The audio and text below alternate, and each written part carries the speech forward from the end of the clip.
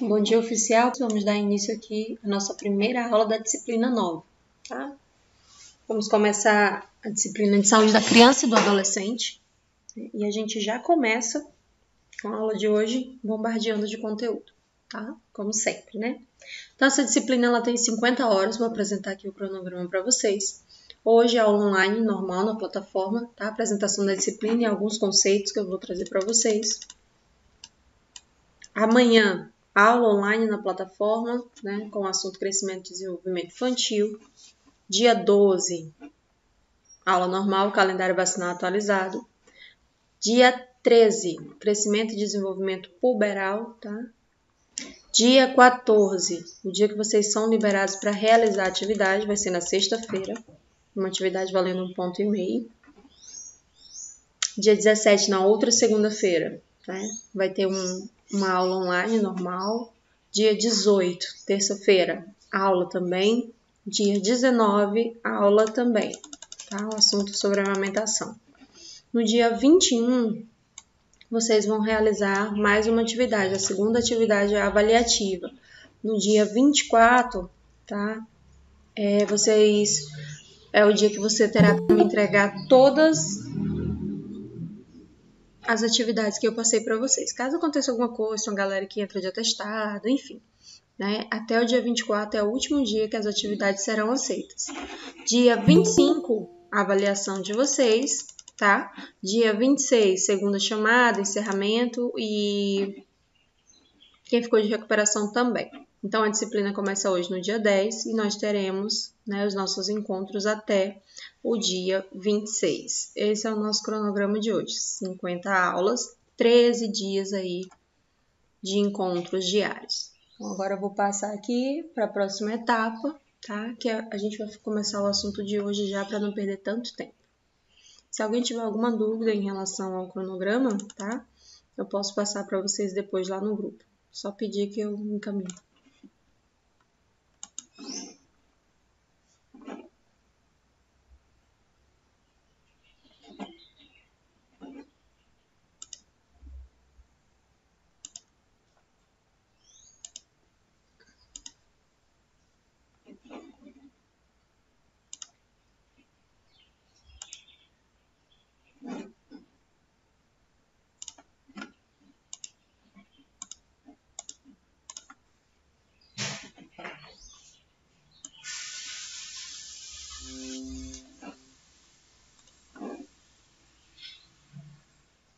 Tá aparecendo, né? Ótimo. Então, vamos dar início à aula de hoje.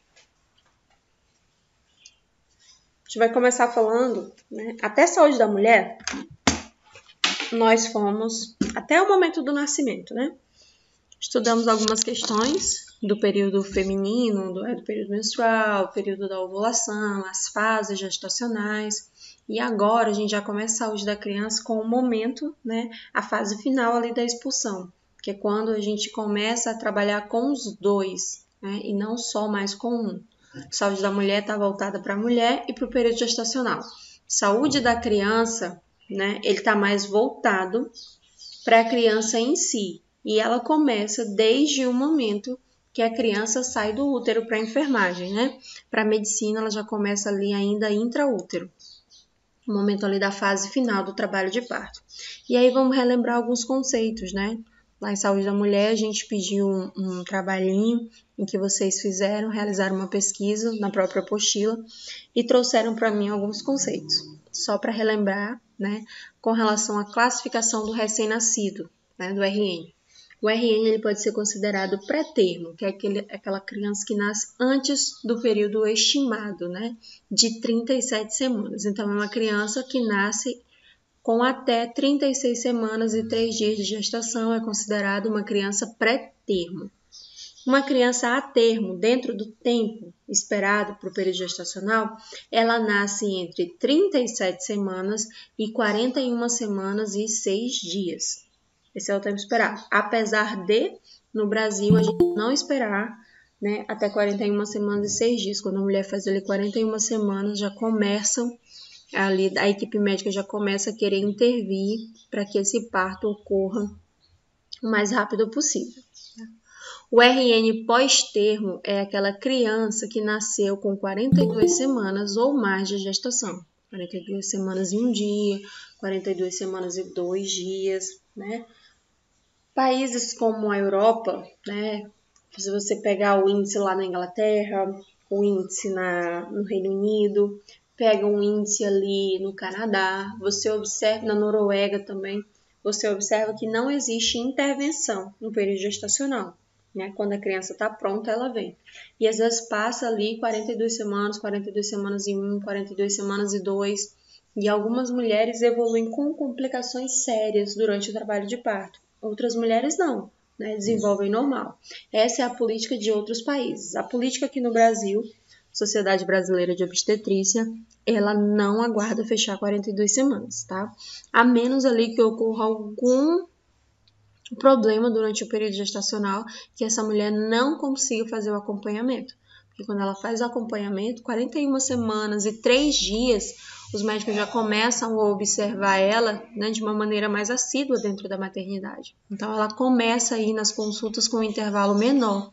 E esse intervalo é de 48 a 72 horas. Dependendo da situação, a grávida tem que se deslocar até a unidade, né, todos os dias, para observar os batimentos cardiofetais, para verificar a posição do bebê, para observar, né, como é que está ali a pulsação do cordão umbilical e principalmente para avaliar a função vital da mãe e do bebê. Então é muito comum no período final da gestação ela começar a ir mais vezes, porque ali a intenção já está mais voltada para a criança. Tá? Tanto que se a criança entra em sofrimento fetal, aí a intervenção é imediata aqui no Brasil. O que acontece? Algumas pessoas acreditam que não estão tendo a assistência necessária, né? Que estão ali sofrendo vários dias para ter um bebê. Quando, na verdade, a gente faz ali uma anamnese, faz uma investigação com a criança e está tudo bem. Então, é um processo natural. O processo ali do parto é um processo natural. Fisiologicamente, a mulher nasceu preparada para o parto. E existem alguns trabalhos de parto mais dolorosos, né, mais demorados. Mas a sua grande maioria, se o bebê estiver bem, não existe a necessidade de intervenção, tanto no particular quanto pelo SUS. Aqui no Brasil, por volta de 2008 até 2011, chegou uma moda da cesarite aguda, né? A gente até brincava, falava que era cesarite. As mulheres não queriam mais parir, elas só queriam o parto cesáreo. Então, já chegava, conversava com uma equipe, agendava o parto, escolhia ali um dia para a criança nascer, entre 38 e 40 semanas, e estava tudo certo. Pela Sociedade Brasileira de Pediatria, isso é uma situação incoerente. Tá? Parto, a mulher tem o direito de escolher o tipo de parto dela, né? Se ela quiser um parto ali cesáreo, tudo bem, desde que ela entre em trabalho de parto. Então, ela não pode agendar um dia, ela tem que esperar o dia correto. Né? Algumas instituições ainda trabalham dessa forma, mas não é a forma recomendada, né, pela política ali de atenção às mulheres grávidas. E isso gera muita complicação, tá? Porque às vezes a criança ela não está pronta ainda para o nascimento. Né? Quando a criança está pronta para o nascimento, ela dá os sinais. Então, ela mesma, né, começa ali a empurrar o colo uterino para deixar ele mais fino e começa a apresentar contrações. Então, a partir desse momento, a criança está pronta para nascer. Antes disso, só é permitido retirar a criança se ela estiver em sofrimento fetal ou apresentar algum risco para a vida da mãe. Tá? Do contrário, é uma decisão precipitada e incoerente aquilo que a gente vem estudando aí um bom tempo.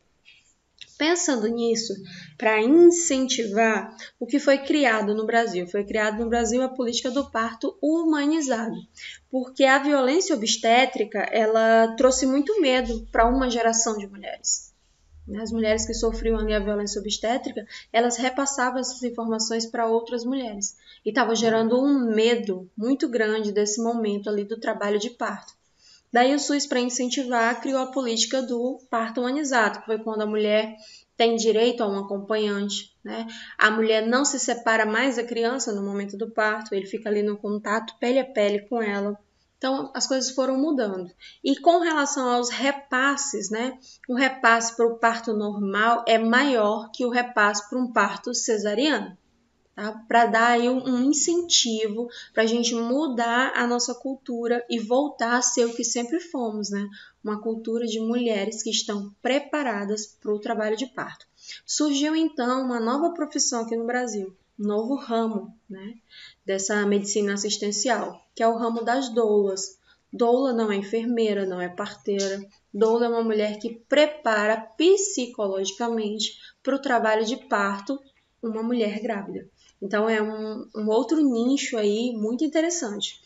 Se o técnico de enfermagem quiser fazer uma formação para ser doula e acompanhar esse período aí gestacional e preparar a mulher para o trabalho de parto, e também acompanhar a mulher durante o trabalho de parto, ele pode, né?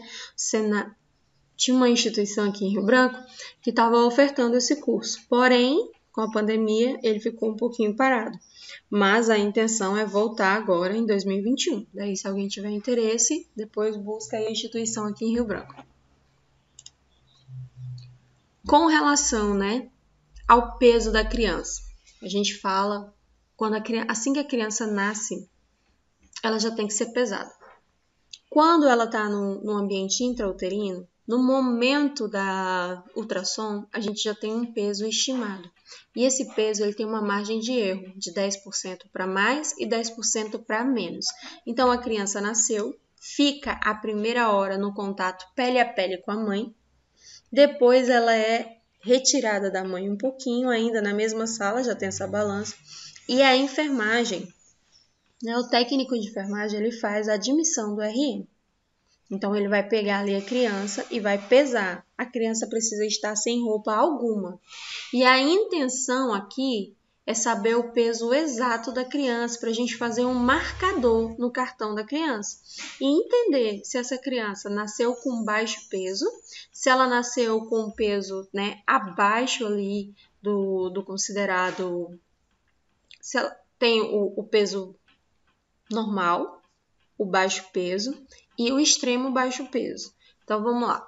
O peso normal, né, da criança é nascer acima de 2,5 kg. Entre 3 kg a 3,8 kg é um peso normal para um bebê nascer. Se a criança nasce, né, ali com o peso inferior a 2,5 kg, ela não vai poder tomar algumas vacinas. Se ela nasce com muito baixo peso, ela nasce aqui com aproximadamente 1,5 kg. E se ela nasceu com extremo baixo peso, ela nasceu aqui com menos de 1 kg. Né? Isso é comum quando as mulheres são tabagistas, quando fazem o uso, né, de álcool, quando fazem o uso de alguma droga vasoativa, quando tem algum déficit calórico durante o período gestacional ou quando a criança tem algum problema cardiopulmonar e aí ela não consegue se desenvolver. Assim que a criança nasce, lá no cartãozinho da criança, né, a gente faz um gráfico marcando a quantidade de gramas aqui, ó, na lateral tem a quantidade de gramas que a criança nasceu, a quantidade de semanas, tá? No marcador longitudinal, nós temos a quantidade de semanas e aí nós vamos fazer aqui, ó, o gráfico, né? O gráfico já vem assim prontinho, marcadinho e a gente coloca aqui aproximadamente. Digamos que essa criança nasceu com 2,5 kg e ela nasceu aqui, ó, com 39 semanas de gestação. Então, o gráfico está dentro do esperado, né? É normal para a idade gestacional. Aqui, ó, PIG significa pequeno para a idade gestacional, né? Aqui, ó, WANG significa normal, está dentro do período normal. E aqui, ó, o GIG quer dizer que a criança é muito grande para a idade gestacional. E aqui nessa tabela, a gente tem como saber, né, segundo a marcação, se esse bebê é pré-termo, se ele é a termo ou se ele é pós-termo. Então, é muito facinho de fazer essa tabela, tá? Ela já tem, tanto no cartão da mãe, na caderneta da mãe, quanto na caderneta da criança, para a gente não perder esses dados. E quem alimenta essa caderneta é o técnico de enfermagem. Então, aqui na lateral, o peso da criança, né? Aqui, ó, na parte superior, o tempo de vida dessa criança, né, o tempo do período gestacional, e abaixo a quantidade de semanas que essa criança nasceu. PIG, pequeno para a idade gestacional, a gente tem aqui um peso inferior a 2 kg, né? AG, né, é um peso adequado para a idade gestacional. A criança nasceu ali por volta de 3,5 kg. GIG, uma criança muito grande para a idade gestacional, nasce com aproximadamente 4,5 kg. Quando uma criança nasce muito pequena, a gente já sabe quais são as principais complicações. Quando uma criança nasce muito grande, a equipe só pensa em diabetes gestacional, tá? Quando uma mãe, durante o pré-natal, é diagnosticada com diabetes gestacional, a criança dela se desenvolve muito rápido, então é uma criança muito grande para a idade gestacional. Também a gente já abre ali um marcador e fica atento no acompanhamento mais próximo para essa criança com relação ao índice de obesidade infantil. Então, a gente controla ali aquela criança mais de perto, já orienta a mãe, né? Para não faltar as consultas de acompanhamento e desenvolvimento que são mensais. A gente vai ver essa rotina mais na frente. Então, aqui, essa é a classificação com relação à idade gestacional, considerando como referencial aqui, a curva de crescimento intrauterino. E essa é a forma como a gente vai classificar essas crianças, tá? Não é complicado, não é difícil. É só a gente fazer aqui o uso da leitura e marcar, e colocar um pontinho aqui, né? A criança nasceu aqui de 35 semanas, nasceu pré-termo e ela nasceu com 2 quilos. A gente vem aqui, e marca. E observa qual é o gráfico que ela está aqui, se ela é grande para a idade gestacional, se ela está adequada para a idade gestacional ou se ela é muito pequena para a idade gestacional. E a partir dessa marcação, né, a equipe médica ela já começa a atentar para alguns detalhes. Então, já começa ali a pedir uma grade de exames diferente. Então, é uma assistência individualizada. E o papel do técnico de enfermagem é de extrema importância, porque quando ele marca, né, quando ele faz essa classificação, coloca aqui no gráfico os marcadores, ele avisa para a equipe, falou, tem alguma coisa aqui errada. Né? Tanto quanto o bebê é grande para a idade gestacional, tanto quando ele é pequeno para a idade gestacional. Com relação às terminologias aqui no período neonatal, né? O período neonatal, ele vai ali da primeira hora de nascimento até 28 dias após o nascimento.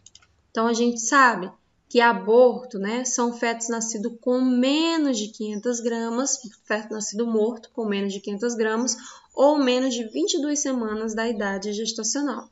Né? Natimorto é o óbito quando ocorre ainda dentro do útero, né, com fetos aqui com mais de 500 gramas ou acima de 22 semanas de gestação ou mais. Mortalidade neonatal é o óbito do recém-nascido antes de completar aqui, 28 dias. O período da neonatologia compreende a primeira hora de nascimento até 28 dias de vida. Né? Precoce é um óbito antes de completar 7 dias de vida. Tardia é um óbito antes de completar, é um óbito ali depois dos 7 dias até 27 dias de vida. Mortalidade perinatal compreende os natimortos que são somados aos óbitos neonatais precoces. Nascido vivo, né, é qualquer RN com evidência vital, como, por exemplo, respiração, batimento cardíaco, pulsação do cordão umbilical, independente da idade gestacional e do peso dessa criança. Então, ele é considerado ali um nascido vivo, tá? Essas classificações é a parte decoreba da coisa. Então, aí a galera pega, anota, tá? E vai fazendo ali o seu estudo, porque isso aqui a gente tem que decorar mesmo e lembrar. Tem que ficar dentro da cabeça, porque quando a gente coloca um dado como esse no prontuário, a gente tem que saber exatamente o que a gente está falando. Né? Então, tem que ser uma linguagem universal para todos os profissionais da equipe, seja ele técnico de enfermagem, seja ele um médico especialista em neonatologia. Então, a gente tem que dominar aqui esses conceitos. Os cuidados de enfermagem aqui, na hora do nascimento. A gente tem que atentar para a violência obstétrica. Violência obstétrica no Brasil é considerada crime desde 2009. Então, alguns comentários, como por exemplo, não grita, Na hora de fazer, você não gritou desse jeito. Entrou, tem que sair. Não adianta chamar a mamãezinha não, porque na hora de fazer, você não chamou a sua mãe. Alguns comentários, né, que depreciam o corpo da mulher e o momento que a mulher está passando, que depreciam o medo, a angústia, a inquietação, a dor e principalmente o desespero. Então, o ponto de equilíbrio dessa mulher, além do acompanhante, seria alguém da enfermagem. E por muitos momentos, né, essa enfermagem ataca essas mulheres, principalmente ali a classe das parteiras. Depois, em segundo lugar, quem mais comete violência obstétrica? Enfermagem. Em último lugar, aí, a galera da medicina, que também vem cometendo algumas atrocidades.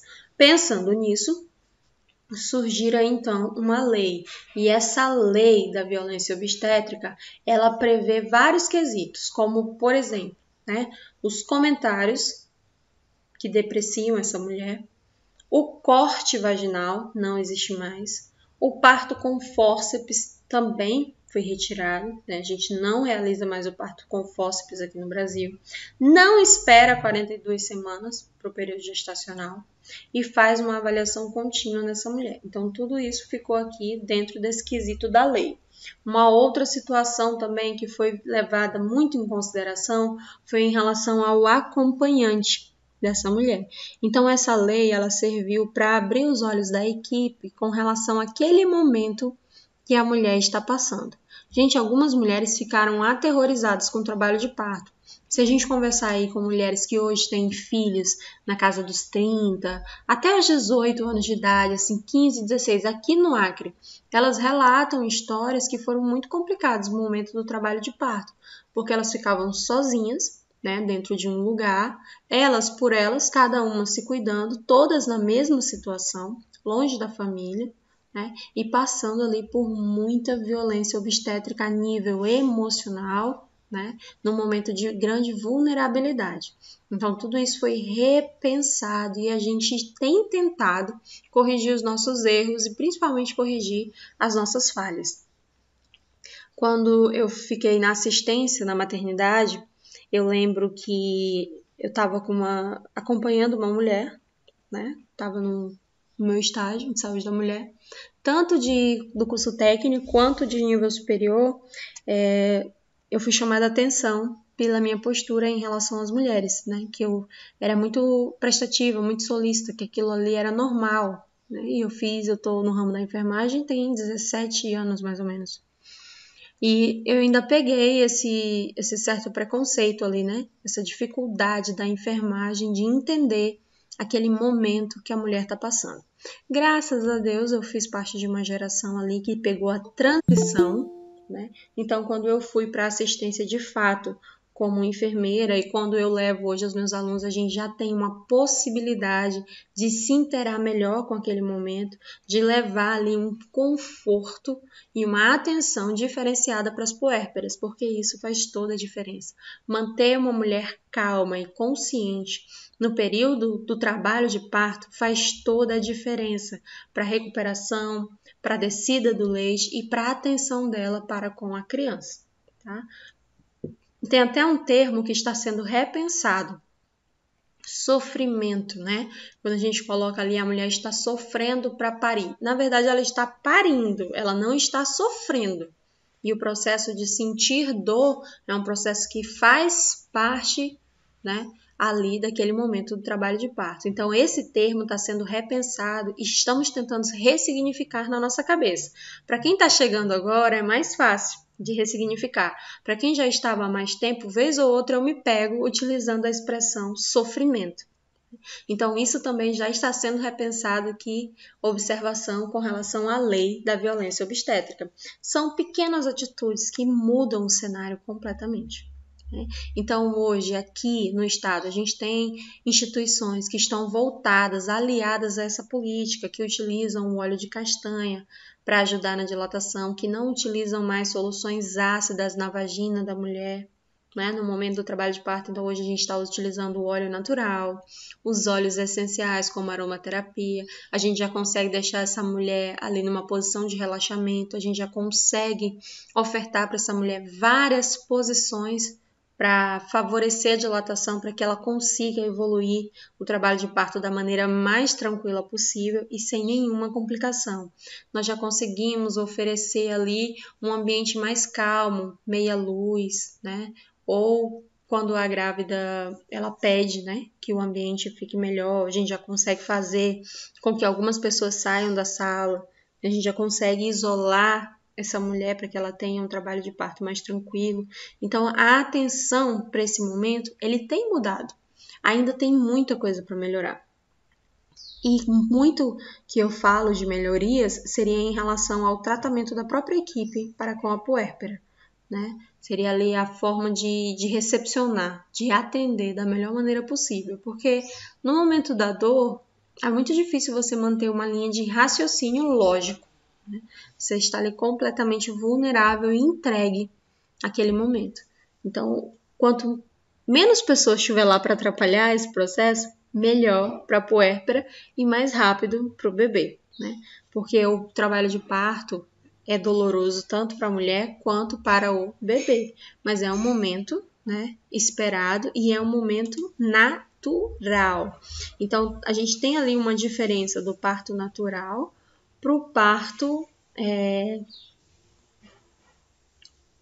que foi induzido. É diferente. O parto que foi induzido, ele precisou de uma ação mecânica. O parto natural, não. A mulher evoluiu para o trabalho de parto, a criança se preparou e os dois entraram em conexão, a fisiologia do corpo dela com a fisiologia do corpo da criança. Então, ocorre ali o parto natural.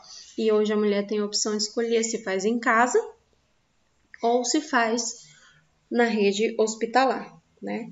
Eu tinha um sonho de parir em casa. Infelizmente, a parteira da minha família não quis fazer meu parto porque achava que eu não ia aguentar. E até hoje eu tenho essa frustração, assim, porque eu queria experienciar essa situação, como as minhas ancestrais, né? As que me antecederam, que tiveram crianças em casa. Então, eu queria passar por essa experiência, porque tinha tudo para dar certo. Eu evoluí na gravidez, muito bem, obrigado. Era acompanhada, então era só mesmo o momento do parir. Depois levava a criança para ser admitida no hospital, né, para ser vacinada e todos os procedimentos normais. Mas eu queria ter passado pela experiência do parto domiciliar, tá? O parto domiciliar é para todas as mulheres? Não, tá? O parto domiciliar é para a mulher que está evoluindo com a gravidez sem nenhuma complicação, uma gravidez saudável, tá? Para ela, né, o parto domiciliar é um parto indicado. Agora, se a mulher está tendo ali um acompanhamento, já está apresentando algumas dificuldades no período gestacional, para ela não vai ser indicado de forma nenhuma. Mas já está mudando esse novo conceito, né, no Brasil e principalmente a nível de Acre, porque a gente tem uma cultura ali muito próxima com as indígenas, né? Isso faz parte da nossa cultura. O parir, o gestar, então o parto natural, tá? É uma moda que vale a pena aderir. Posição para o nascimento, tá? É a grávida quem escolhe, ou quando a equipe observa, né, que a criança está coroando e que ali não tem passagem, a gente troca a posição. Aqui em Rio Branco, nós utilizamos muito a posição cócoras, tá? A mulher de cócoras no leito. Utilizamos a braçadeira, que é quando a gente coloca a mulher na posição gênito-peitoral, ela deita com o dorso para a cama e as pernas ficam apoiadas, como se fosse a posição do Papa Nicolau, para realizar o exame do PCCU. Também é muito utilizada. E o arco, quando a gente coloca ali um arco em cima da cama, ela apoia a perna e fica de lado. São as posições mais utilizadas. A posição em pé não é muito utilizada pela enfermagem dentro do ambiente hospitalar. Ela é mais utilizada no parto extra-hospitalar, tá bem? Mas também é uma posição que é favorável para a descida do bebê, porque tem um auxílio, né, gravitacional. Então, ele vai depender do momento da evolução. Batimento cardiofetal, tá? Antes do nascimento.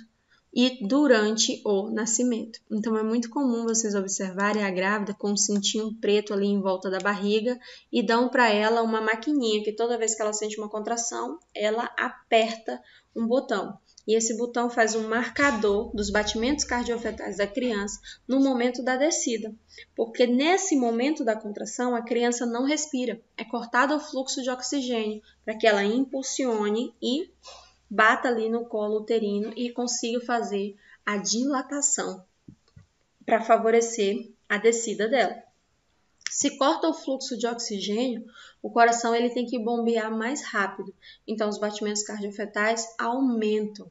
E esse aumento do batimento cardiofetal pode indicar sofrimento fetal. E aí o trabalho de parto ele tem que ser interrompido e imediatamente essa mulher ela vai para um parto cesariano. Vocês vão ouvir muito assim, ó. Ah, fulana tem tudo para ter bebê normal, tá dando tudo certo. Aí ela entra em trabalho de parto, tá evoluindo bem. E aí chega uma hora que ela dilatou 10 centímetros, mas não conseguiu ter parto normal, porque ela foi levada de emergência para o centro cirúrgico. A fulana passou ali toda a dor e aí no final foi parto cesáreo. Quem determina se é parto cesáreo, né, depois dessa situação, é a criança. Se a criança cansa, né, se ela está ali apresentando muito esforço, a equipe médica opta pela retirada. Mas se está ocorrendo tudo bem, ali a mulher pode estar em 3 dias em trabalho de parto. Se a criança está bem, não há necessidade da intervenção. Então, quem determina são os sinais vitais da criança, principalmente os batimentos cardiofetais. Por isso que a gente, quando deixa a mulher no momento final, a gente fica auscultando o bebê com mais frequência. Existem algumas mulheres agora aqui em Rio Branco que estão alugando o aparelho. Então, assim, está na última semana de gestação, ela aluga o aparelho e fica ouvindo os batimentos cardiofetais da criança, quantas vezes ela achar necessário. Então, ela mensura, ela tem ali uma noção dos valores de referência e isso norteia, né, essa assistência que ela mesma se dá no momento final ali do período gestacional. A enfermagem tem que oferecer um ambiente limpo e tranquilo para receber o bebê. Então, numa sala de parto, né, não é comum você encontrar ali uma enfermagem barulhenta, uma enfermagem que tumultua. A enfermagem desse setor é uma enfermagem mais calma, é uma enfermagem mais consciente. E o ideal é que a enfermagem fique no seu posto e a mulher fique acompanhada do familiar, né, da pessoa que ela escolheu, e que a enfermagem só entre lá para realizar a avaliação, que a mulher ela fique em contato direto, né, com o seu familiar. Assistência imediata, né?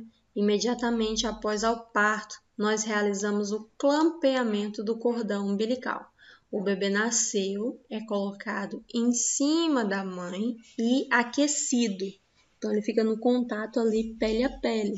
Vocês vão observar que a roupa da mulher, quando ela está internada, né, é uma roupinha que abre aqui na frente. Então, a gente abre a roupa dela, coloca o bebê e imediatamente fecha. Vamos aquecer as extremidades. Podemos colocar uma touquinha ali ou coloca um lençol cobrindo a cabeça do bebê. E o próprio calor do corpo aquece aquela criança. E isso tem que durar 1 hora. Durante esse momento, nós vamos fazer a observação do clampeamento do cordão umbilical. A Sociedade Brasileira de Pediatria disse o seguinte, que só é para cortar o cordão umbilical quando ele parar de pulsar. Então, retirou a criança, ela tem que ficar num nível mais baixo que a mulher. Retirou, o cordão parou de pulsar, nós vamos realizar o clampeamento, vamos colocar ali o clamp, né, aproximadamente 4 centímetros da criança.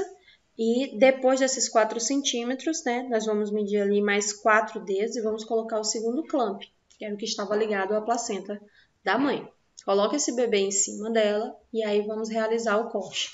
Quem realiza o corte é o familiar, tá? E a enfermagem tem que ter toda a paciência do mundo para esperar esse momento acontecer. Então, quem realiza isso é o familiar. E às vezes ali ainda rola uma fotinha que é a própria enfermagem que faz. Nós observamos se essa gestação é a termo, tá? Se está dentro ali do tempo estimado de 37 a 42 semanas. Se tem a ausência de mecônio, que é fezes, né? A gente aprendeu lá em Saúde da Mulher, que mecônio é fezes no meio amniótico, dentro ali da cavidade amniótica da criança. Se ele está respirando ou chorando e se ele tem tônus muscular, tá? A gente observa aqui se ele mexe os bracinhos, as perninhas, né? Quando ele chora, assim, se ele tem os estímulos de abrir os bracinhos. Então, a gente fica observando essa situação e tudo isso ali, observando na hora que a criança nasce. A gente fazendo uma coisa e observando os reflexos e os estímulos da criança, né? Os passos iniciais aqui, ó. Contato pele a pele, já falei para vocês, a criança fica em cima da mãe e a gente procura manter as extremidades aqui aquecidas, a gente cobre a cabecinha do bebê, né? Providencia aqui o aquecimento para o RN, posiciona a cabeça e deixa as vias aéreas livres, seca e retira algum campo que esteja úmido, né? Algum pano ali úmido no leito da mulher, a gente retira e observa a respiração do bebê, a frequência cardíaca e a coloração da pele, tá? A gente tem que observar. Vocês vão observar muito que no parto noturno a gente fica com lâmpadas em cima e a intenção é observar a coloração do bebê. Às vezes a grávida até pede, apaga a luz um pouquinho. Nessa primeira hora a gente não pode apagar, tem que deixar tudo aceso para a gente observar a coloração do bebê. Depois, né, da primeira hora, a gente tem que promover aqui, ó, calor no berço aquecido. Então a gente deixa esse berço aquecido, tem um termômetro para fazer a admissão do RN e ele tem que estar marcando ali aproximadamente 37 graus a 37 graus e meio. Então a gente pega o bebê, coloca aqui em cima desse bercinho aquecido, né? Se houver a necessidade, aspira a boca e o nariz da criança.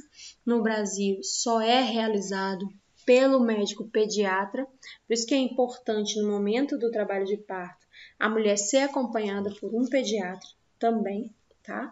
Lá na maternidade tem um pediatra dentro da sala de parto que faz essa admissão do RN. Nos outros hospitais aqui de Rio Branco que também, né, trabalham com essa situação do parto, tem um pediatra para fazer a admissão da criança. Então ele observa se vai ser aspirado ou não. Antes, toda criança que nascia era aspirada. Hoje em dia não é mais necessário, apenas com a avaliação e aí ele determina, né? O médico pediatra determina se a criança vai ser avaliada ou não. Aspirada ou não, desculpa. E em relação a situações de emergência, a enfermagem está autorizada a aspirar, tá? Quem faz? O enfermeiro. O técnico de enfermagem não aspira paciente.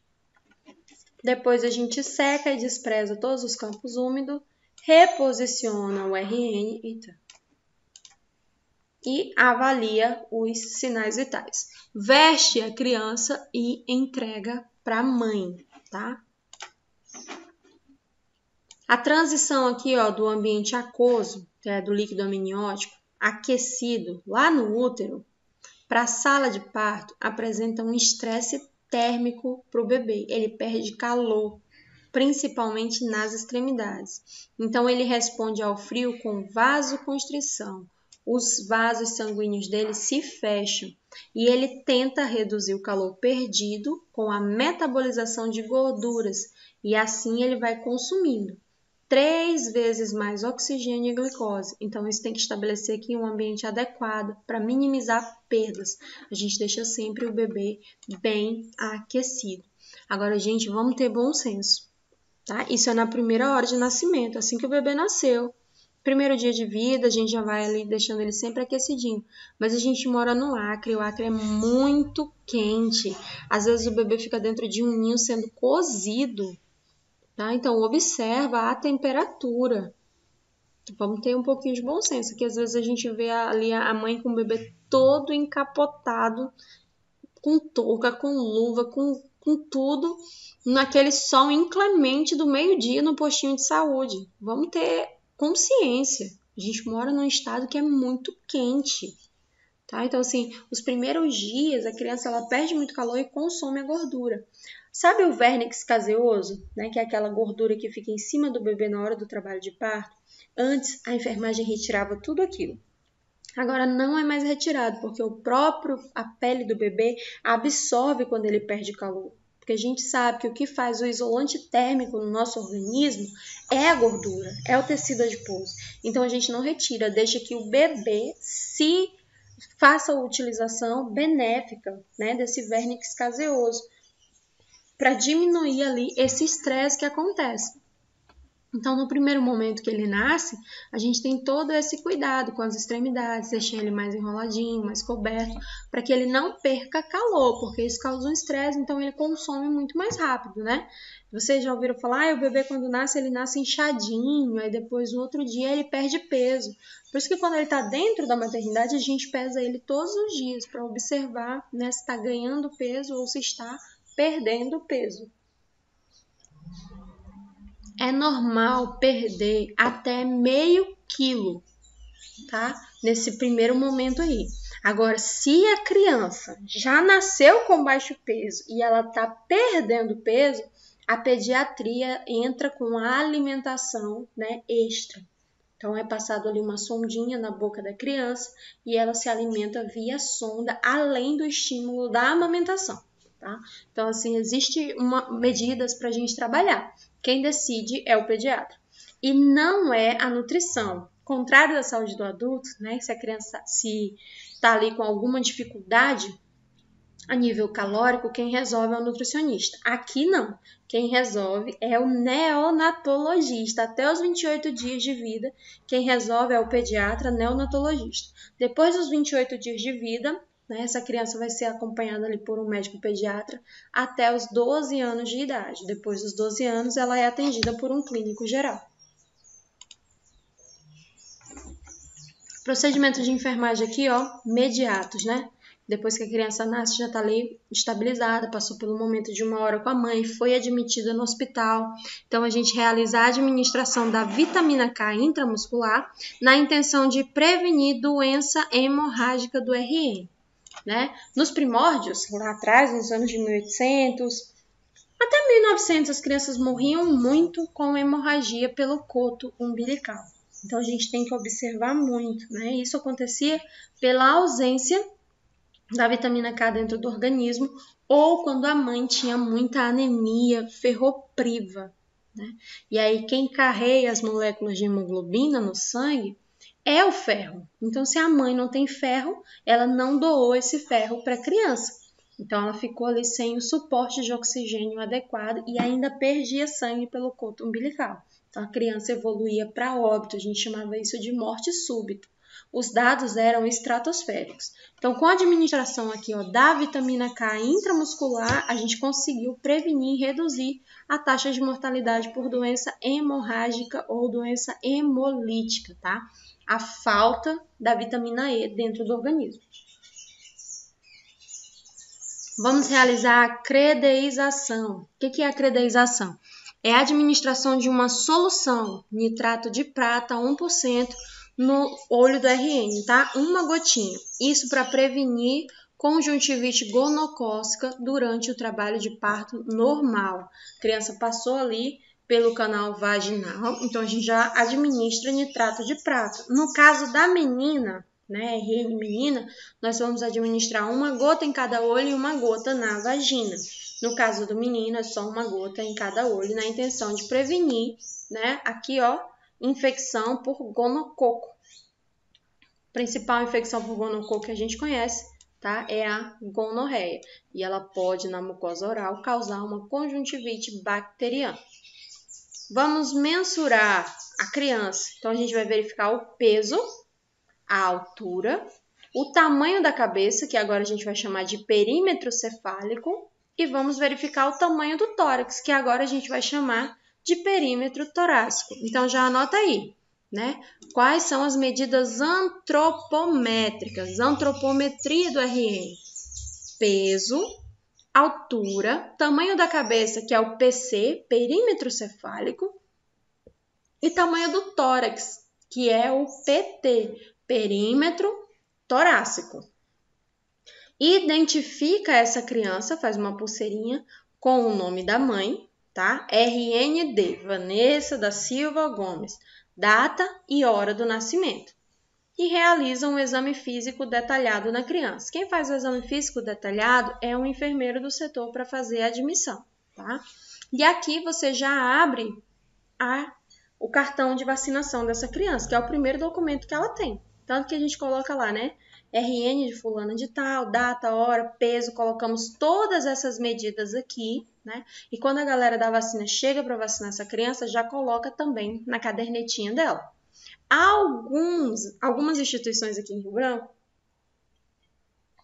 quando a mulher está ali com 9, 10 centímetros de dilatação, já começa a preencher o cartãozinho e já começa também a preencher a identificação. Então, o bebê nasce, já saiu da mãe, está ali em cima dela ainda, já coloca a identificação. A pulseirinha pode ir tanto no braço quanto no tornozelo da criança. Aqui no Acre, nós optamos pelo braço da criança, tá? Para ficar de fácil identificação.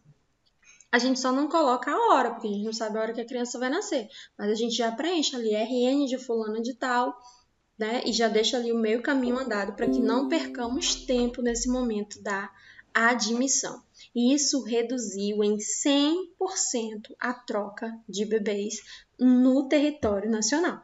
Tá? Isso aí ajudou a redução. Quando a gente não separa mais a mãe da criança, quando a gente identifica a criança ainda ali na sala de parto em contato direto com a mãe. Com relação aqui, ó, ao cordão umbilical, né? O coto. A criança deve permanecer em nível inferior à mãe até o cordão umbilical ser clampeado e cortado logo após o nascimento, né? Antes, bebê pulou da barriga, nós já clampeávamos e cortávamos. Hoje não é mais assim. Faz parte do parto humanizado esperar esse cordão parar de pulsar. Tá? Tanto que é normal a criança sair e não chorar. Ela só chora quando o suporte de oxigênio dela é cortado.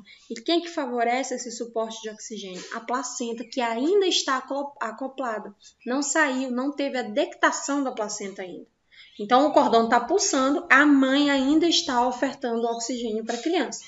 Quando esse fluxo de oxigênio é interrompido pelo clampeamento do cordão e a gente corta, a criança está pronta a respirar em ar ambiente por conta própria. Então, as vias aéreas dela vão ser abertas, o pulmãozinho dela parece um velcro, está colabado. Os alvéolos estão todos fechadinhos. Quando o ar aquecido entra, né, que ela tem ali que ela puxa o ar, né, numa intenção ali de sobrevivência, o pulmão vai abrindo, aquele velcro ele vai estourando, ele vai abrindo, e isso provoca dor, tá? E a criança, então, evolui com um choro alto e forte. Então, antes a criança nascia e não chorava, a equipe ficava desesperada. Hoje já se sabe o porquê que a criança demora um pouquinho para chorar. Então, a gente acaba estimulando. Às vezes a criança nasce, aí dá ali um gemidinho, aí pronto, né? Para. E só no momento que a gente corta o cordão umbilical, que os alvéolos pulmonares se abrem e a criança dá aqueles berros lá, né? E aí tem umas que demoram até um pouquinho para parar de chorar. Devemos verificar aqui, ó, se tem algum sinal de hemorragia, se mesmo o coto umbilical clampeado, se ele não continua vazando sangue, a gente tem que observar. Vamos fazer a inspeção dos vasos umbilicais, se tem a presença ali de 2 artérias e de uma veia. Se o coto umbilical está amarrado ou se está clampeado de maneira adequada. Observa a suspeita de incompatibilidade sanguínea do RN, tá? De médio ou de alto risco, e conserva a veia umbilical para possível cateterização. Isso aqui é muito comum, vocês vão observar muito, né? Quando o RN nasce, a gente não fica procurando veia nele não, se precisar fazer medicação. A gente sabe que no cordão umbilical tem 2 veias e uma artéria. Eu vou ficar procurando vasinho na criança? Eu vou direto, tá, no coto umbilical e faço a punçação. A diferença é que no coto umbilical eu não vou poder colocar o garrote, tá? Ah, professora, mas não tem como ver. Tem sim, é transparente. A gente vê de longe e realiza ali a punção. É a punção mais fácil que existe de fazer. Às vezes eu vejo o aluno ali com medo e esse aluno funciona no escuro, né? Faz ali o garrote e vai ali pela pulsação, pelo tato, e ele consegue acertar um vaso. Aqui a gente tem como ver né? Porque ali o coto umbilical, ele é transparente, um amarelinho assim opaco que a gente consegue identificar enquanto ele ainda tem vida, né? Depois que ele cai, que ele vai ficando ali mais ressecado, vai perdendo a vida e ele cai, aí a gente não consegue mais observar, porque ele vai mudando de cor, ele vai necrosando, né? Mas nesse primeiro momento a gente consegue observar sim, sem grande dificuldade. Realiza o curativo ou asepsia do coto. A asepsia do coto, tá? Nós orientamos os pais a realizar. Então, o primeiro a enfermagem faz, orientando já ali o acompanhante. Nesse momento, a mulher tá lá no cantinho dela, deitada ali. E você tá com o acompanhante explicando para o acompanhante, porque eles vão de alta, né? Horas depois, eles já vão de alta. Então, eles têm que estar aptos a realizar esse autocuidado, a menos que tenha alguém da enfermagem à disposição deles em casa, né? O que é um cenário agora muito favorável para quem não sabe, tem esse acompanhamento do pós-parto que o técnico de enfermagem pode oferecer. Então, ele vai na casa, ajuda a mulher com o banho do bebê, com o curativo do coto umbilical e a posição correta para a amamentação. Então, um nicho aqui em Rio Branco que tem crescido muito, também é mais uma potência a ser explorada pelo técnico de enfermagem. Clampeia o coto umbilical, o clamp do coto eita nós. O clamp do coto umbilical, ele deve permanecer aqui, ó, cerca de 48 horas. Depois disso, ele começa a se deteriorizar e ele passa ali por um processo de gangrena, né? Porque a gente cortou aqui o fluxo. Então, ele começa a gangrenar, seca e cai, aproximadamente de 7 a 10 dias. Se a mãe deixar esse coto fechado, vai demorar mais para cair. Se ela deixar aqui, ó, com a fraldinha abaixo da cicatriz umbilical, fica mais fácil para esse coto cicatrizar o mais rápido possível. Então, a gente sempre procura a manter esse ambiente aqui, ó, sequinho, porque quanto mais úmido, mais ele demora para cair. Vocês vão encontrar muito mulher que cobre isso aqui, ó, com aquela faixa umbilical. Ainda tem mulher que faz isso. Cobre com a faixa umbilical e aí demora mais para cair. Então, você encontra ali uma criança com 10, 12 dias e ainda o coto umbilical está ali sem sinais de que vai cair, porque está sendo preservado pela umidade. Então, a gente deixa esse ambiente aqui, ó, sempre sequinho e de preferência abaixo da fralda, tá? Nunca a fralda em cima dele, sempre abaixo. Em cima dele só a roupinha mesmo da criança. Aqui eu trouxe para vocês. No primeiro dia, né, ele tem uma coloração aqui bem transparente. Se precisar puncionar, a gente tem como puncionar, tá? E depois que punciona, ele fica um tempo ainda, porque ele está sendo hidratado, ele está sendo utilizado. Então, ele ainda tem uma função. De 3 a 4 dias é assim que ele deve estar, tá? E com de 7 a 10 dias tem que ter caído, gente. Já tem que estar começando ali a cicatrizar. Né? Depois de um mês está todo fechadinho, sem presença nenhuma de secreção, e com 3 meses a cicatriz umbilical está exatamente da maneira como ela vai ficar pelos próximos anos de vida da criança. Assim que a criança nasce, né, o enfermeiro realiza aqui a avaliação da vitalidade. E o nome dessa tabela é a tabela de Apgar, tá? É o Apgar da criança. O Apgar da criança, no primeiro minuto, deve favorecer aqui algumas informações que indicam a adaptação inicial do RN na vida fora do útero. Então, aqui, ó, 5 minutos depois, uma outra avaliação mais clara sobre o estado geral do sistema nervoso central desse bebê. Então, a gente observa aqui, ó, frequência cardíaca. Se a frequência cardíaca estiver ausente, a gente dá uma nota 0. Respiração ausente, nota 0. Tônus muscular flácido, a criança não tem estímulo ali. A gente pega no bracinho e cai o bracinho. Pega na perninha, cai a perninha. Então, a gente fala que está flácido, a gente dá nota 0. Irritabilidade reflexa, tá? Não tem. Ali a gente pega nos bracinhos dele, ele não se irrita, não tem nenhum estímulo, sem resposta. E a coloração azul ou pálida, a gente dá nota 0 em todos esses quesitos. Se o score, né? O valor aqui, ó, foi de 0 até 3, nessa aqui, ó, a gente observa que a criança está intensamente deprimida. Isso aqui indica óbito, ou que a criança está evoluindo para óbito. Ela está ali em sofrimento fetal e que ela vai evoluir para óbito a qualquer momento, se é que ela já não está em estado de óbito. Tá? Se a frequência cardíaca estiver lenta, abaixo de 100 batimentos por minuto, a gente dá nota 1. Né? Se a respiração estiver lenta e irregular, nota 1 também. Tem tônus muscular, mas só alguns reflexos e lá nas extremidades. Nota 1. Né? Ele apresenta aqui só uma caretinha, porque a luz incomoda. Então, nota 1. Corpo rosado, extremidades azuis. Nota 1. Então, a gente vai aqui observando qual é a nota que dá. Se o score, né, a nota dele no final, que a gente soma tudo isso, der de 4 a 6, então ele está moderadamente deprimido. Precisa de uma assistência ali, de intervenção rápida, mas não é um quadro grave, né? Não é um quadro de urgência, é um quadro de emergência. E o score de 7 a 10 não exibe nenhum estresse imediato ali ao bebê, então tá tudo certo. E é só deixar esse bebezinho ali com a mãe, que a tendência é evoluir ali sem gravidade alguma pelas próximas horas. Sinais vitais aqui, ó, né? Com relação ao técnico de enfermagem, a gente vai monitorar a coloração do RN. A temperatura dele deve estar entre 36,5 e 37 graus. Vamos monitorar a qualidade da respiração e a frequência respiratória desse bebê. Diferente do adulto, aqui a gente tem que observar 1 minuto completo. E tem que ter os valores de referência na pediatria, muda, principalmente do neonato. Neonato tem que estar respirando de 30 a 50 movimentos respiratórios por minuto, tá? Algumas vezes essa respiração vai ser irregular e com pausas de até 5 segundos. Então, é muito comum, às vezes, a mãezinha ficar ali preocupada dizendo que a criança não está respirando.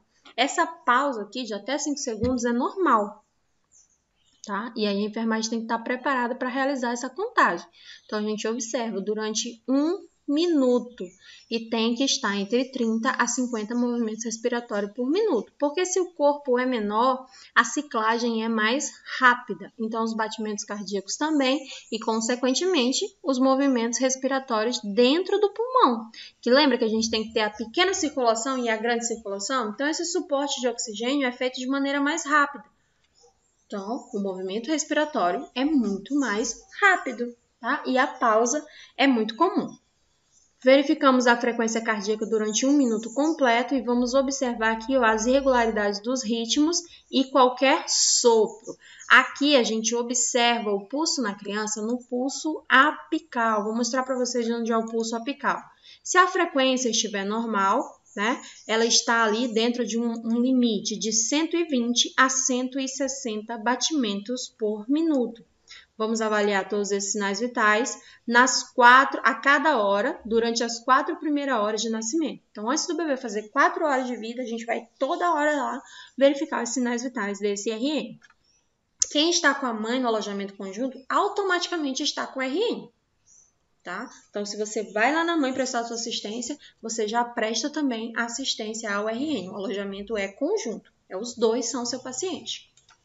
Daí eu tenho aqui, ó, o pulso apical, é na linha mamilar, na base do coração. Né? Quando a gente fez lá ações básicas, eu mostrei para vocês alguns pulsos que a gente tem. Na pediatria, o mais utilizado é o pulso apical, então eu vou dar ênfase para ele aqui na saúde da criança e do neonato. O pulso apical é na linha mamilar, aqui ó, no tórax, na linha mamilar, próximo ao apêndice esfóide. Tá? Próximo aqui é o nosso osso externo, na parte de baixo, porque é na base do pulmão, ligeiramente, tá? Descido ali para o lado esquerdo. Então, a gente vai ali com o estetoscópio e faz essa contagem durante 1 minuto. Uma forma também de realizar essa contagem é com o oxímetro de pulso. Porém, o oxímetro de pulso da saúde do adulto é completamente diferente do oxímetro de pulso de saúde da criança, tá? O pediátrico é diferente e é muito mais caro. Não é todo profissional que tem um, tá? Geralmente, o profissional que tem é um profissional que trabalha com pediatria. Os que não trabalham com pediatria, não se faz necessário comprar, porque você sabe contar o pulso apical, né? Coloca ali, posiciona o externo no pulso apical e faz a contagem durante 1 minuto. Com relação à identificação, identifica primeiro com o nome da mãe. Exemplo, RN de Maria de Lourdes, né? Já dei o meu exemplo aqui para vocês. Cada RN deve ser registrado numa ficha própria, ele tem um prontuário só para ele. E toda identificação deve ser conferida e reconferida pela equipe. abrir o prontuário específico para o RN, seguindo a norma da instituição e a metodologia da assistência de enfermagem que foi adotada pela instituição. Galera, cada instituição tem a sua norma. Lembra do POP que eu falei para vocês? Protocolo Operacional Padrão. Então, não adianta eu trazer para vocês aqui, bombardear vocês de POP, porque eu não sei onde vocês vão fazer estágio. Quando você vai para a unidade específica para o estágio, cabe ao preceptor passar o POP para vocês no primeiro dia do estágio. E aí fica tudo mais fácil, tá? Então, de acordo com a política e a instituição aqui, ó, da instituição, a gente realiza essa identificação. Deixa eu ver aqui norma. Abre a caderneta de saúde da criança, né, a caderneta de vacina, que é o primeiro documento desse RN. Cuidado em relação ao RN, o banho deve ser realizado na sala de banho após a estabilização dos sinais vitais. O banho agora ocorre, a gente vai ter uma aula só sobre banho, tá? Mas o banho, ele é ofertado à criança 12 horas após o nascimento, não é mais na primeira hora de vida, tá? 12 horas depois do nascimento é realizado o primeiro banho do RN. O procedimento deve ser feito aqui, ó, pela direção céfalo-caudal em relação ao banho. Fica tranquilo que a gente vai ter uma aula disso. Vamos utilizar água morna e sabonete neutro. Seca bem a pele do bebê e evita aqui a perda de calor. Vamos verificar a temperatura 1 hora após o banho para avaliar a estabilidade térmica do RN. Toda vez que você der um banho numa criança e secar ela, você começa a cobrir pelas extremidades, que é por onde ela perde mais calor. Então, coloca logo a meinha, a luvinha e a touquinha, tá? Até aquecer a criança. Depois que a criança estiver aquecidinha, aí pronto, você pode retirar tudo isso se você quiser, tá? Se a mãezinha quiser, até porque aqui no Acre é bem quente, né? Outros cuidados com relação à profilaxia para hepatite B.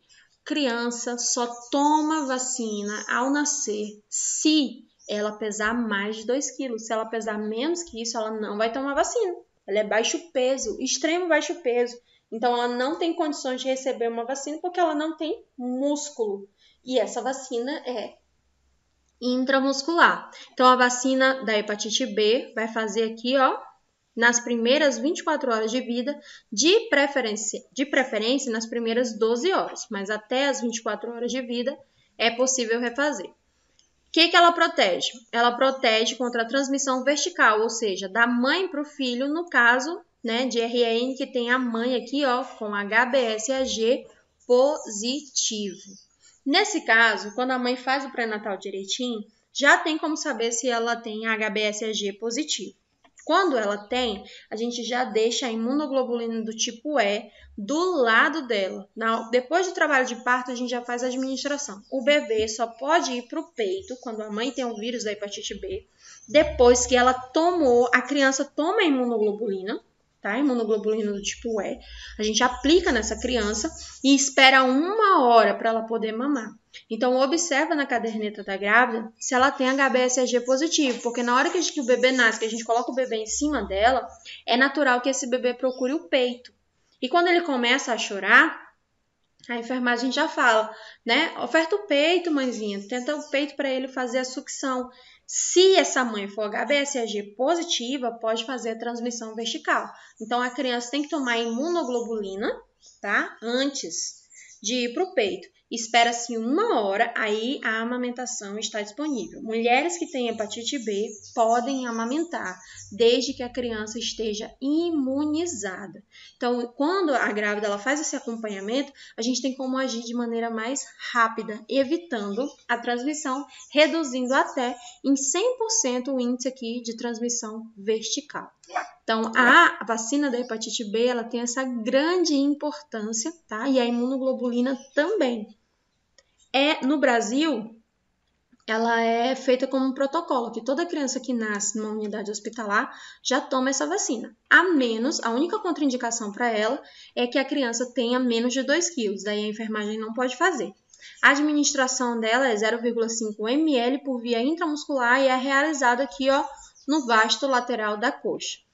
Ah, professora, mas eu tomei a vacina contra a hepatite B e eu tomei no deltoide. A gente está falando de pediatria, muita coisa muda. E aqui é neonatologia, é assim que a criança nasce, até ela completar 28 dias de vida, a gente trabalha com enfermagem diferenciada, um suporte diferente.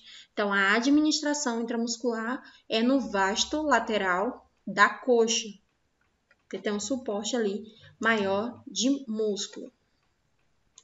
Realizar diariamente o curativo é função da enfermagem. Lavagem das mãos, evitar aqui o toque direto no coto, então a gente faz a utilização de uma gaze estéril para o manejo do coto umbilical, evitando uma infecção. Após a limpeza, a gente realiza a aplicação aqui de uma solução. Essa solução pode ser alcoólica, né? Ou pode ser uma solução degermante. E envolve o coto umbilical com gaze, tá? Para que a gente evite ali o excesso de cobertura. Fecha ali um pouquinho com gás e para secar bem e depois retira. Mantém, né, o coto umbilical para cima, evitando ali a contaminação por fezes e urina, de preferência fora da fralda. A gente baixa ali a fraldinha na frente para que o coto fique do lado de fora. E observa, né, cuidadosamente esse coto para ver se não tem ali presença de fezes, presença de urina e principalmente se ele não está sangrante, tá? Se não tem uma secreção ali sanguínea dele. Porque a criança está perdendo sangue e ela pode evoluir para óbito, perder até a última gotinha de sangue dela. Com relação ao estímulo à amamentação, é a enfermagem que faz, né? Nós auxiliamos a mãe a amamentar o bebezinho dela. Incentivamos o aleitamento materno exclusivo, fornecemos todas as informações que ela precisa, incentivamos o alojamento conjunto, o bebezinho sempre com a mãe, bercinho do lado da mãezinha, tá? Nunca a mãe num canto e a criança em outro, a gente não trabalha mais assim. E em casos de impossibilidade do aleitamento materno, por exemplo, a mãe tem hepatite C, a mãe tem HIV, a mãe rejeitou a criança, né? Ou a mãe não está produzindo leite, a mãe não está evoluindo bem no pós-parto e teve que ser encaminhada para um serviço de atendimento específico, né? Ali para uma UTI. Então, se houver alguma impossibilidade da amamentação, a gente fornece aqui orientações e auxilia os pais na conduta de outros métodos. Esse outro método pode ser ofertar o leite humano no copinho, na sonda, né? Entra ali com alimentação artificial, mas no geral a gente vai sempre optar pelo leite humano, que a gente entra ali com acesso ao banco de leite, onde outras mães doam leite para essa criança. Né? Essa semana nós estamos comemorando a Semana da Enfermagem. Ela começa agora no dia 10 e ela se estende ali até o dia 20, que é quando a gente comemora o dia do técnico de enfermagem. Então, todos os dias vou trazer aqui algumas frases para vocês, para dar uma estimulada ali nesse momento que a gente está vivendo, né? Quem é o enfermeiro? Quando eu falo enfermeiro, eu falo de enfermagem, tá? Quem é enfermeiro, né? É aquela pessoa de branco que a sua roupa vai transmitir paz, o calor do seu coração vai aquecer a alma e a sua dedicação vai levantar o ânimo. O seu sorriso vai alegrar o coração, né? E o seu caminho vai fazer muita diferença. O seu toque vai transmitir energia, por isso você é uma dádiva de Deus na vida daqueles que precisam da sua dedicação. Então, quando a gente pensa nisso aqui, antes de levantar e sair de casa para prestar nossa assistência, a gente sai fortalecido e se transforma naquele profissional que a gente admira e não naquele profissional que a gente abomina, né? Que uma fotinho com futuros profissionais, né? São alunos aqui, essa foto é da galera da turma 39 que está formando agora esse mês e que em breve também pode ser a turma de vocês, né? Se a gente fizer ali a nossa parte. Eu estou percebendo uma grande dificuldade por grande parte dos alunos em relação à entrega das atividades, em relação a ter uma rotina de estudo, em relação à fixação do conteúdo.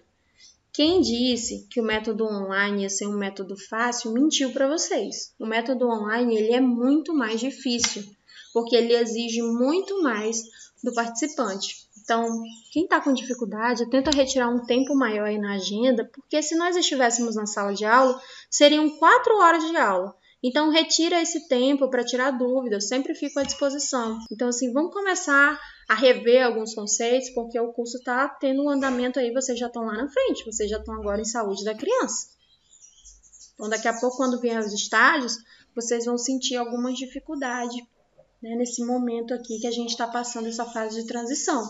Essa turma aqui também, né, tá nesse momento da pandemia e eles estão conseguindo levar adiante. E vocês também tendem a conseguir. Vocês têm condições de dar seguimento ao curso da melhor maneira possível e chegar na fase final com êxito. E agora com uma enfermagem muito mais qualificada, né? Uma enfermagem ali mais assistencial, uma enfermagem mais comprometida. E principalmente uma enfermagem que não está mais presa ao ambiente hospitalar, né? Uma enfermagem agora empreendedora. A gente tem vários leques, várias oportunidades de exercer a nossa profissão com competência ética, competência científica e valor à vida do ser humano, principalmente na pediatria. Tá? Quem gosta de trabalhar com pediatria se destaca, né? E tem ali uma equipe mais coesa por trás, porque é uma equipe que está ali inteiramente à disposição da família, no seio familiar.